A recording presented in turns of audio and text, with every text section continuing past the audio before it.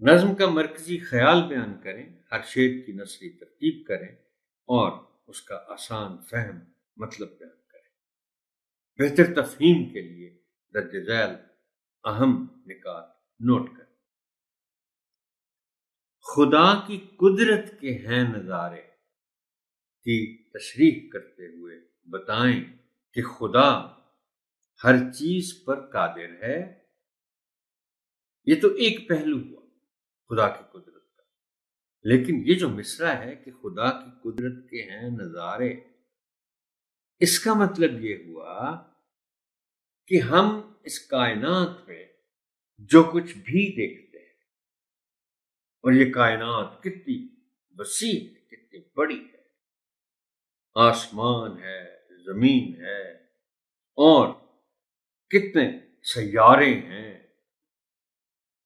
کوئی حد نہیں ہے، کتنی مخلوقات ہیں۔ زمین پر ہی اگر ہم دیکھنا شروع کر دیں تو شاید ہم عمر بھر لگے رہیں تو ہم ساری چیزیں دیکھ نہیں سکتے۔ یہ جو تمام چیزیں ہیں کائنات میں پھیلی ہوئی، زمین آسمان پر پھیلی ہوئی، جن میں سے کچھ ہمیں معلوم ہے، بیشتر ہمیں معلوم ہی نہیں ہے، یہ تمام چیزیں، یہ تمام کائنات، یہ تمام مخلوقات، یہ سب اللہ تعالی کی قدرت کے مظاہر ہیں۔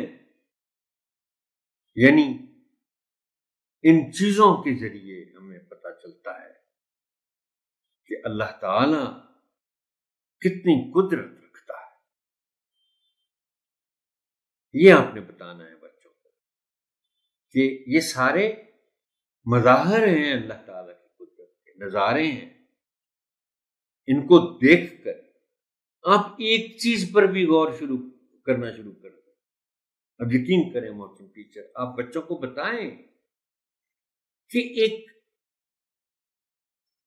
شاید چھوٹے سے چھوٹا کیڑا، نہیں معلوم اس سے بھی چھوٹے ہوں گے، میں ایک روز ایک چونٹی کو دیکھ رہا تھا، میں دوڑا گیا اور ایک میگنیفائنگ گلاس لے کے آیا۔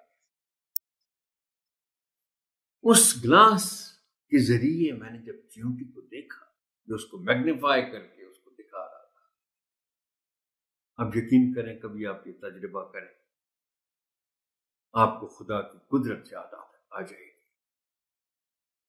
اور یہ تو خیر اس سے بھی پھر آگے کی بات ہے کہ آپ دیکھیں کہ چونٹیاں اپنی زندگی کیسے گزارتی ہیں اور کیسے ان کی برادری ہے، کس طرح کا وہ گھر بناتی ہے، کیسے رہتی ہے۔ یہ ہے خدا کی قدرت کے نظارے۔